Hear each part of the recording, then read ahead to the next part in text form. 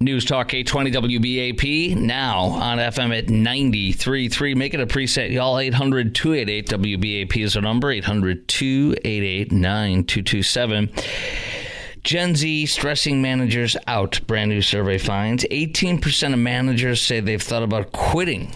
So it's almost 1 in 5 managers thought of quitting because of the stress of managing Gen Z employees. You're Gen Z, right, Thomas? Okay, Thomas is good. And then I don't know what the exact age is of Gen Z, but okay, the dates are going to do too much math on the fly. Age bracket right now. We got Garrett 2. He's also Gen Z, as far as you know? Okay. Well, there's 2 Gen Zers I know that work with that are fantastic. They're good, they get it, they work hard, and they can be pushed hard, and they don't whine and complain. But I'm going to tell you right now that there are ones I've heard about that are absolutely horrible and nightmarish. They're super woke. They complain about wokeness. They file complaints. They call people racist and stuff for saying, well, dude, you can't be late. Well, dude, you can't turn your stuff on, you can't turn your assignments in late. Dude, you can't show up late. You can't, blow us off. You can't put it on everybody else. You got to do your work. And they try to make allegations of racism when people are like, hey, you're not towing your end. That's the kind of garbage I've been hearing about. People that suck, they're super woke, and they are lazy and pathetic, and when they get called out, they say you're a racist. Or they file HR complaints. In fact, in this survey of managers, Gen Z employees appear to be more likely to consult their employer's code of conduct than older generations. Yeah. The only time I ever looked at my code of conduct over the last, I don't know, I graduated in 95, so we'll say 29 years. Gosh, am I getting old? I graduated college, dude, 29 years ago. I was thinking about that the other day. My gosh. How did all that time go by? But anyway, the only time I ever did the code of conduct was when something really bad was happening. Like really bad. Like when I had somebody grossly mistreat me. But that was, I'd probably say that's like, man, there was a guy I had that was unbelievably terrible as a host. And he, I never looked up the manual. And you know what else? My employers wouldn't have cared. They loved this guy. He was a host and I was a producer, and he totally mistreated me half the time. The other half the time he'd buy me lunch, and I'm like, it's like, stop buying me. I didn't say that to him, but I'm like, stop buying me lunch and start treating me with respect and dignity. But it's good that you work your way up like that, because then you know what you don't want to be. And then even as a younger talk show host, 20 years ago, I was not the person I wanted to be behind the scenes. And I have to learn, and we have to always be learning. We have to always be realizing what we represent and who we are and what we're doing. And what really matters is what you do when nobody's around, when you're not on the air, if you do what I do, or in that case, when you're not in front of your supervisors or other colleagues. How do you treat your subordinates or your colleagues, or even your boss? But I've heard a lot of bad things about Gen Z, but I got to tell you too, my son is 21, so I assume he's Gen Z, and my daughter is 18, I assume she's Gen Z, and I can tell you this, the things that people say about my kids make me extremely proud. And, my son, I tell you about from time to time, is a straight A student, 60 to 75% of his school has been paid for in scholarships, and he does very well.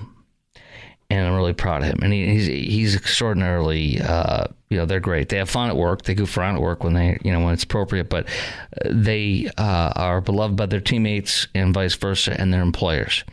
And my daughter, I've heard the same. You know what was amazing? My daughter, when she was 15, at her first job at a boba tea place down the street from us, she came back and she told us from the manager's meeting, like she was there for 6 months, and the manager said to these college students that go to a college nearby here in North Texas, where we live nearby, and they said that the owner said to the people at the meeting, why can't you guys be more like Lydia, my daughter, who was 15 at the time? She came home and told us that. She was so happy. And I said, that's great, honey. It's because we raised her with the right values and work ethic and stuff.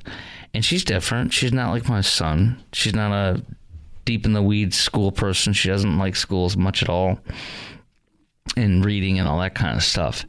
But I watched her at she's a barista at one of these places in the area, and I watched her the other day. I haven't been to her workplace other than dropping her off, but I went in to pick up something or to drop off something, and I watched her work. I had to wait for like 3, 4, 5 minutes behind the scene. I watched this young woman work it with like 3 or 4 or 5 people coming out, boom, boom, boom, and orders and this and that, just boom, boom, boom. And I watched her. Said, you know what? I said, you are really good at what you do.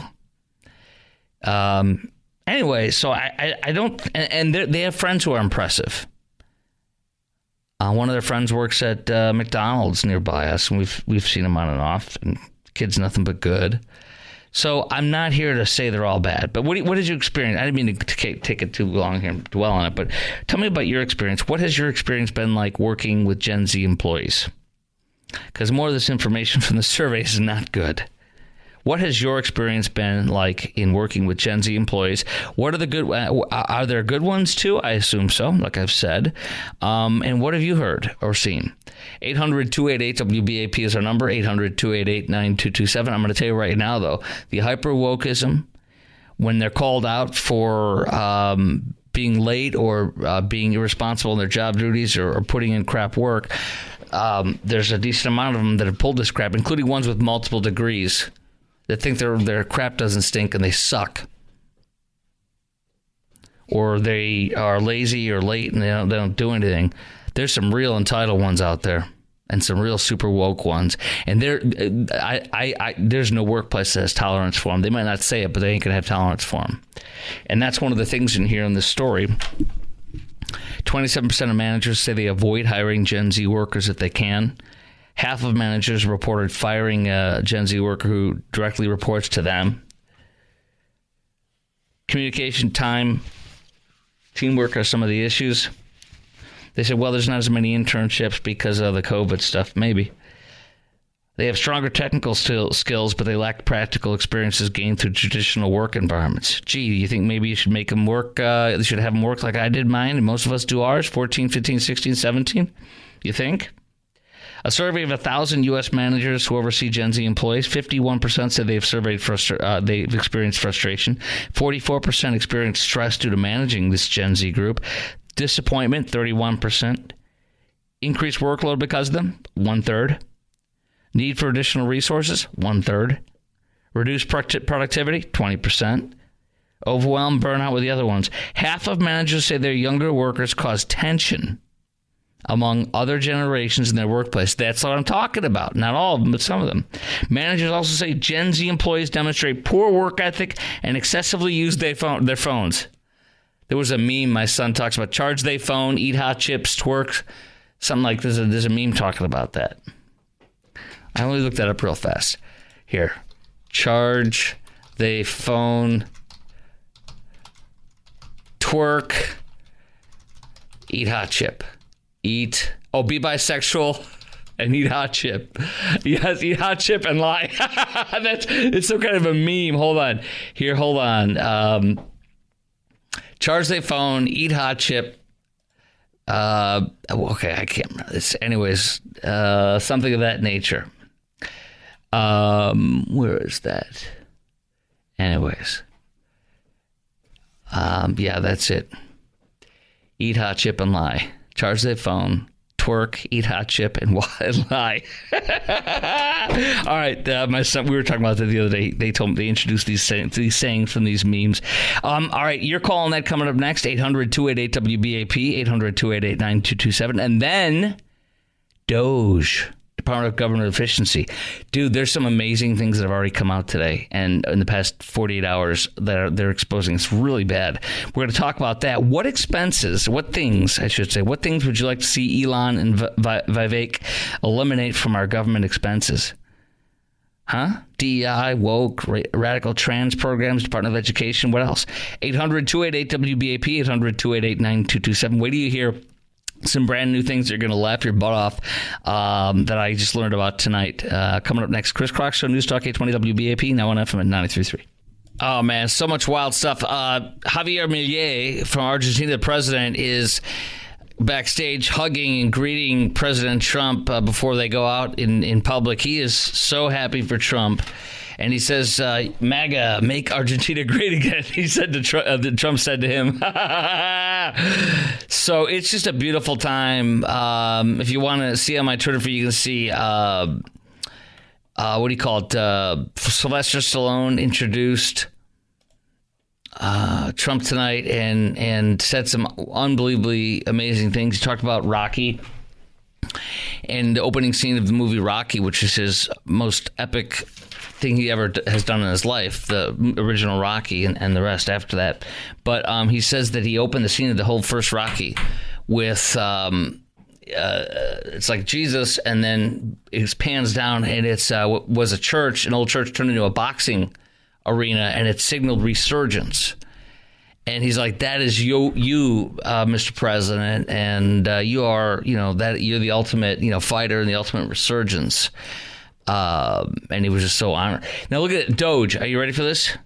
Doge, Department of Government Efficiency. We already, we've heard about this. Now they're going to make massive cuts. They're only going to be around for a year and a half to the 250th anniversary of our country on July something or other. Then they're going to disband, because they're not going to be a perpetual government thing. Elon and Vivek are doing this together. They're not taking a salary. They announced they're hiring today. Do you know your here? Wait, let me go to where that. Okay, we're very grateful to to the thousands of Americans who have expressed interest in helping us at Doge. We don't need more part-time idea generators. We need super high Q. Small government revolution is willing to work 80 hours plus per week on unglamorous cost cutting. If that's you, DM this account with your CV. Elon and Vivek will review the top 1% of applicants. Pretty cool, huh? I encourage you to take a brilliant Chirin and have them apply, or you yourself, if that's you. The other thing is, I have one of the most awesome things in the world that made me viscerally laugh, like almost cry. Rand Paul sent this to Elon Musk. Here's another, and I retweeted this. You got to follow me on Twitter, Facebook, and Instagram at Chris Crock Show. That's at Chris Crock Show, CHRISKROK. Rand Paul sends it to Elon Musk. Here's another one for Doge. And it says, it's got a Fox News thing from Rand Paul. It says, a hamster fight club. It's got a picture of a hamster boxing another hamster in a ring, and the hamster gets knocked over on side. And it says the National Institute of Health spent over $3 million to watch hamsters fight on steroids. Oh yes! And Rand Paul, Elon Musk retweeted it and put a hamster or like a mouse or hamster emoji. That's all it's saying. It's just a hamster emoji above it. I mean, that's why I love it. He's making it fun, wild, and hysterical, and he's making a government lean and mean and making it fun. And here's the problem for the left. It got 2 million views on Twitter, like already in I don't know, a couple hours or less. This was in the middle of the day today, so it's got 10.2 million views in 6 hours. See that? So this is more powerful than anything the leftist traditional media stuff do, and so this is an amazing time. Now, I want to ask you this. What things would you like to see Elon and Vivek eliminate from our government expenses? What things would you like to see them eliminate? Think about this. DEI, the woke stuff, the radical trans programs, the Department of Education, what else? 800-288-WBAP, or just add to that and why you want one of those maybe. 800-288-WBAP is our number, 800-288-9227.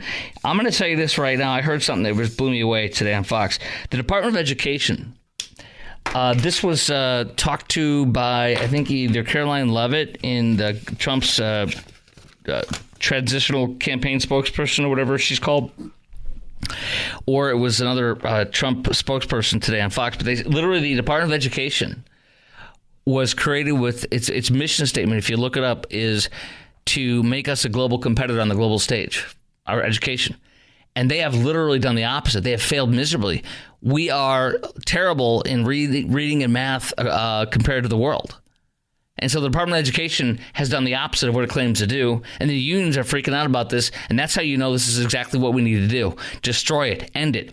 It is a city block long of bureaucrats that have nothing to do but destroy our education and try to work against our interests, work with the unions to let them control our kids, make them keep out of school, to destroy their education for woke leftists and teach them to cut their genitals off and become a woman when they're a man and vice versa. Instead of teaching us, they're teaching them how to be useful idiot activists. I couldn't be more in agreement with it. 800-288-WBAP is our number, 800-288-9227. Let me play with Jesse Waters, released on Primetime last night, and what they can cut from what he sees. The Fed spent $500,000 on a study to see if selfies make you happy. $1 million went to study if Japanese quail were more frisky if you gave them cocaine. The Fed spent $20,000 on drag shows in Ecuador. $80,000 in Ghana asking taxi drivers if climate change makes it harder for them to drive. And $500,000 was spent so Fauci could create transgender monkeys. But it's not just waste. There's 3 million federal employees, and a lot of them don't even do much more than collect a paycheck. Most government workers in D.C. are still working from home. COVID's been over for 3 years. But worst of all, $500 billion a year stolen by fraudsters. We lose $500 billion of your money to fraud each year. All right, you're not going to believe what I have here. There's a list. It's only like 10 or 15 things, and it literally is $900 billion that could be cut right off the top. Can we cut $2 trillion? Yes. By the way, guess what? The a government commission put together by Bill Clinton in the 80s, I believe it was. A private commission, a blue ribbon, whatever you want to call it. They said, here's $400 billion we can cut. $400 billion in today's dollars is $2 trillion. Yes, we can do it. Yes, we can. But this time they're going to do it. They're just going to do it. Stephen Weatherford is coming up next. Your call, plus your call, 800-288-WBAP, 800-288-9227. How about Trans Camp? You're not going to believe this radical leftist trans camp they're doing to program little children. It's just really sick and sad to try to do this with our money. That's coming up next in the Chris Crock Show at 33 after the hour. Your call. Lines wide. Well, 4 lines open. 800-288-WBAP is our number. 800-288-9227. News Talk 820 WBAP now on FM at 93.3. Make it a preset, y'all. 800-288-WBAP is our number. 800-288-9227. What things would you like to see Elon and Vivek eliminate from our government expenses with their Doge 1.5 year program they're launching? There's so many things. All the DEI. By the way, Breitbart. One of my buddies just sending this to me, and I'll pull it up on my phone. And but Breitbart just put this out. Let me see here. Where is it? It's, if I can, I'm so technically inept. I don't have it on there. I'll pull it up here, Breitbart. But there was a what was the headline again from my colleague? Go ahead. Yeah, Pentagon scrambling, wiping evidence of DEI because they're going to cut it all out. They're going to fire it all. Can you imagine how many they're going to save tens or hundreds of millions of dollars of DEI garbage? You know that. And all it's doing is destroying and poisoning our government and destroying morale and just ripping people apart. It's just the most disgusting, vile, counterproductive, and horrible thing you could do. But I want to just read quick things that we're going to go to Steve in Weatherford and Philip in Temple. Plus your call. We got 3 lines open, 800-288-WBAP, 800-288-9227. Mention the Hamster Fight Club for $1 million. That's insane. Barbie doll photo used to get COVID PPP funds, $800,000, a portion of it. Interest on our national debt. $695 million. Dr. Fauci's monkey business on Monkey Island. NIH has Monkey Island, $33 million. U.S. aid fund to boost Egyptian tourism, $6 million. USDA's cutting-edge research, walking dogs in the summer, unknown. DHS training employees to be their authentic and best selves, unknown.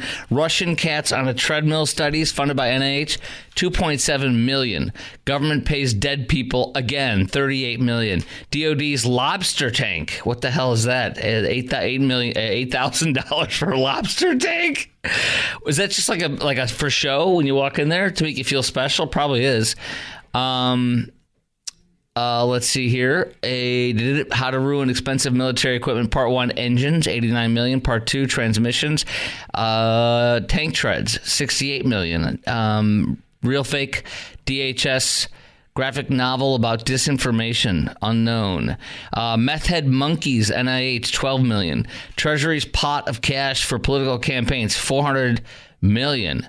NIH's monkey casino, gambling for drinking water, $3.7 million. SBA's ticket to backstage, $200 million. Studying COVID.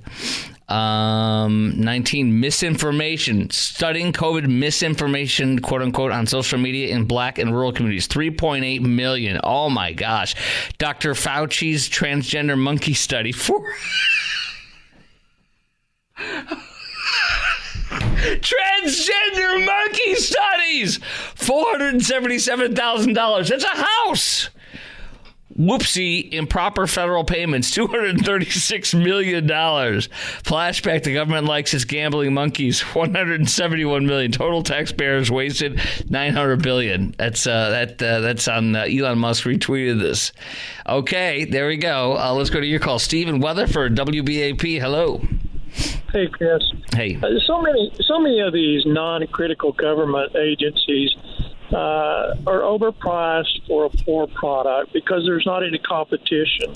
So what I'd recommend is privatization of a whole lot of these non-critical government agencies through competitive bidding, nonprofit, private sector management companies under a services sought, well-defined performance contract, 5 years at a time. You induce competition, yes, and the next thing you know, service quality goes up and costs come down systemically wide across the U.S. I like it. Get rid of Amtrak, except for the few tracks that that can pay their own way. Yeah. And shut down the rest of it. That'll save $1 billion a year right there. But Joel likes it. He's friends with the guy who died 5 years before he supposedly was hanging out with him, who does Amtrak. Remember that? Well, Biden's a mental giant, so we're all trying to catch up with that great knowledge he has. Yes, exactly. I appreciate your call, Steve. Philip in Temple, WBAP, what's up? Hey, Chris. Hey. Are you familiar with the GAO? Yeah, Government Accountability GAO, Government Accountability Office, yeah. Hats off to you. I wasn't trying to play I got you there. That's impressive. I was maybe less than a year ago, but at any rate, I was just reading the number one partnership, best place to work the last 4 years. I mean, and that's a place that employs close to 3,500, 4,000 people. Well, if you're knowing what they do with, checking into allegations, investigations, making sure that things are right and not corruption. Mm-hmm. Well, they haven't been doing a good job, so I think they need to be looked at. And I know that, but I've heard good things about them too. But with all the stuff that's been going on, how could you miss any of that stuff? Right. And it took radio hosts and it took private individuals to bring this stuff out. Good journalism work to bring all this stuff to the surface. Right. Not these governmental agencies which are set aside to do just that. And they just celebrated 100 years back on, I think, 2020 or 2021. But that's waste. I mean, either you're doing a good job or you're not. And apparently, the way it's been going, the results speak for themselves. I agree. I appreciate you. Yeah. Just going to drop about the Department of Education. They have around 4,400 employees, and the numbers all over the place. Which one you said? The Department of Education? Yeah. Yes. And so it's showing how many people are unemployed, but when people aren't looking for work, then they drop about the numbers too. But it's 7 million. That's not even. It's like it's barely 0.5%. And they're all going to go, and either they have pensions or they're going to go on right onto unemployment anyway. But so it's, it's no sad story for them. They've been living on the, hog heaven over there, doing good. And government workers make so much money. But yeah, you get rid of them because everybody says, oh, you can't just get rid of those people. But it's nothing. I mean, yeah, you're talking about the Department of Education, and I didn't know this until today. It's a city block long. One city block in D.C. is the Department of Education. Remember their stated goal, their mission statement. I just heard this today on Fox is to make American education globally competitive. Yeah, it's a joke. I lived in Sweden for about 20 years, and man, systems are so different. It's amazing. But was it different in a good way? You mean? We are bad. And I went back. I'm 54 now, and I went back when I was about 44 when I got back from Sweden to finish my bachelor's and master's degree. And oh my gosh, it was torture to be in the educational system. It's amazing. What were you doing in Sweden for 20 years? If I'm asking, I'm curious. It's kind of cool. I played football up in North Texas. I get offered to go play American football over in Sweden after the Army. So. Of all things, that's hockey and soccer over there, but, it was fun. I went from practicing 5 days a week and game on Saturday and locker room on Sunday watching film and treating injuries to over there is like practice 2 or 3 days a week, tops. And then they have a 5-week break in the middle of the season because, summer's like religion over there because they have long, cold, dark winters. But, it was good. It was like playing satellite football again because you didn't have 5 people waiting behind you for you to have a bad week or to take your position. So it kind of became like a combination / And then you come back and you got your master's and whatever. What'd you get? Yeah, I finished my bachelor's in science and technical management and master's in project management. Good for you. And then I looked. Thank you. I know. When I was younger, I was lucky to get gentleman C's, but now I put my name on my work and I cared about it, so I didn't want to turn in crap. So it's amazing how just life experience changes your attitude. You have a fascinating life story and life experience. I'm very impressed, and I think you have lived an amazing life so far. Very good. Well, it's still going. I'm going back. Absolutely. Well, you're 54. You're almost done. Just kidding. I'm 51. I tell people, it's like running through the finish line. You set to go past the finish line. So I tell people, they go, I'm going to get past 100 because how you think really does influence how we are. You tell yourself you feel bad, you feel sick, you're going to be. And the proof of that is when somebody loses a loved one after long, 40, 50 years of marriage or something, they're in their 70s, 80s, whatever. Mm-hmm. It's people can say, oh, this expression, you're going to wear yourself sick. Well, I can believe it because people sometimes die 3 to 6 months after they lose their partner after. Yes. And that's just because of the will to live. And I tell people, well, you can also have the will not to live. I tell people that's exactly right. That's exactly right. So your attitude, if you get a cancer diagnosis, your attitude is everything. I agree, Philip, and I appreciate you very much. Yeah. Keep calling in. I appreciate it. All right. Thank you very much, sir. Okay. I did promise to get into this at 10:30. I'm going to mention it, and then we'll hit it up coming up on the way back. Don't sit on the toilet for more than 10 minutes, doctors warn. This was a big tease that I gave for 10:30. I'm sorry I'm a little late. This is from Fake News CNN. Leave your devices behind when you go to the bathroom, doctors say. Does that mean I can't bring my Wall Street Journal, my newspaper with me? I love it. I get it every day delivered. I only read it from time to time, but I love reading it when I can, cover to cover. I did today. I was sitting in the doctor's office forever. But sitting on the toilet. Do you sit on the toilet for more than 10 minutes? My father-in-law, my daughter said growing up, they said he was taking the Constitution because like he was reading the Constitution. He was in there for so long. My gosh. I'll tell you why. So supposedly doctors are telling you don't sit on the toilet for more than 10 minutes. And I'm gonna talk. We're gonna talk about that. Will you follow their advice? And will I? Why do they say you should not sit on the toilet more than 10 minutes? Well, one of the reasons could be you can't stand up after that because you can't feel your legs there. The circulation's gone. All right, all that next on the Chris Crock Show, plus your call. 800-288-WBAP is the number, 800-288-9227 on News Talk 820 WBAP and now on FM at 93.3. Well, who knew that spending too much time on the toilet could actually be unhealthy? Seems like we can't do anything anymore. Not even enjoy scroll on Facebook or Twitter or whatever, or reading old-fashioned print newspaper like I like to do with my Wall Street Journal. Anyway, here's why they say it's connected to an increased risk of hemorrhoids, weakened pelvic muscles, says a colorectal surgeon at UT Southwestern here in the great city of Dallas in the DFW area. And when patients present to me, UT Southwestern, to me, is my understanding, it's the most prestigious medical outlet we have here in North Texas, not knocking the other ones. When patients present to me with complaints, one of the main areas we have to dive into is spending a lot of time on the toilet. Oh my gosh, can you believe it?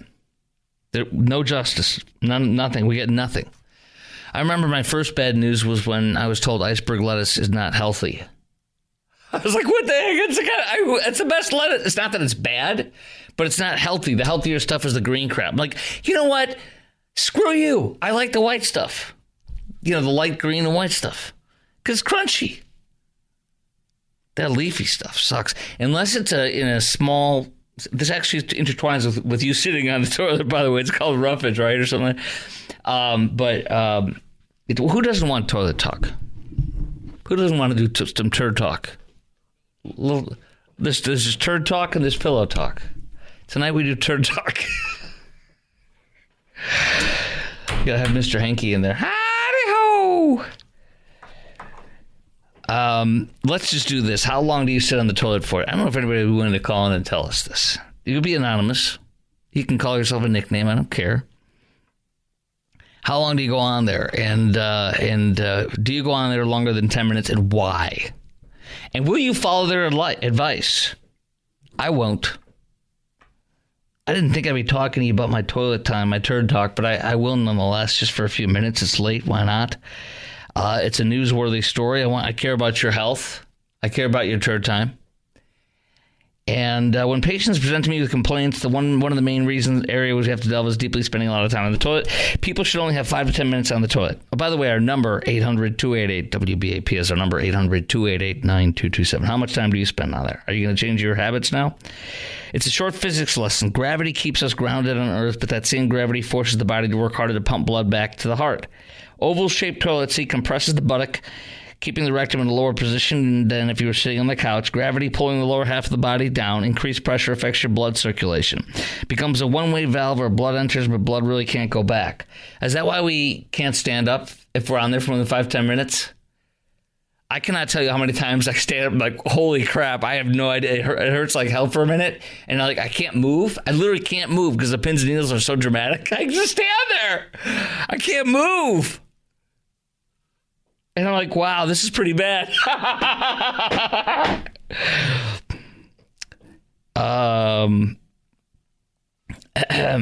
As a result, the veins and blood vessels surrounding the anus and lower rectum, these are fun things to talk about, let's be honest, become enlarged and engorged with blood, increasing the risk of hemorrhoids. Well, if you have those, then I would definitely follow this advice. But if you don't, then carry on is what I say. I'm your doctor. Yes. I'm checking you in now. All right. I'll see patients on the radio, live, without a license, unlicensed. Increase the pressure allows hemorrhoids to build. Scrolling on your phone on the toilet, you tend to lose track of time. And guess what? Your doctors can tell. Dude, are you checking me there? Come on. That ended. Now you got to poop in the box. Have you guys had to do? You're too young. No. Well, you're not old enough either. You're too young. At some age, they start making you poop in the box. Not at the office. You know how they're legendary, you have the glove and they, whack, and they smack the glove. The doctor sticks his hand through the glove and they go, okay, bend over. That's a prostate exam. They don't do those anymore. Did you know that? They don't. And if they do, then you must have a special condition. If you don't, then I would make sure your doctor doesn't have some kind of a pedophile on their record or something. I don't call it's pedophile, but we were at a Bed Bath & Beyond, and we were looking for pillows, and I I said, how about the pillow over there, the guy over there, the pillow's over there, and it was the My Pillow, Mike Lindell, MyPillow.com. And I only use his pillows now. They're actually really, really, really good, and I support them anyways. But she goes, oh, you mean the guy that looks like a pedophile? I was like, what the hell is this? So my wife and I did this day, we were hysterically laughing for like days after that, repeating her. You mean the guy looks like a pedophile? It's like, what the hell's wrong with you? She's supposed to be helping us in the store. She said that. And he doesn't look like a pedophile. I like how she said pedophile. Like, what's wrong with you, lady? Anyway, I've given you my take. We have so many people calling in that want to talk about their time in the toilet. I'm just kidding. Nobody wanted to call in on that. I won't lie to you. Jake Paul, Mike Tyson. Who's going to win? Just give me your quick colleagues here, producer, newsman. Tyson and who else? What do you think? I think Tyson, too. That's amazing. A threefer. You just can't beat the man who was and still is just a boxer professionally through and through. I know Jake Paul's got a great record. I think he's going to get his butt kicked. Just a punch from from Tyson, and just the ability for him to take any punch is going to be crazy. This is going to be wild. I'm going to watch it. We're going to talk about it tomorrow night, I promise.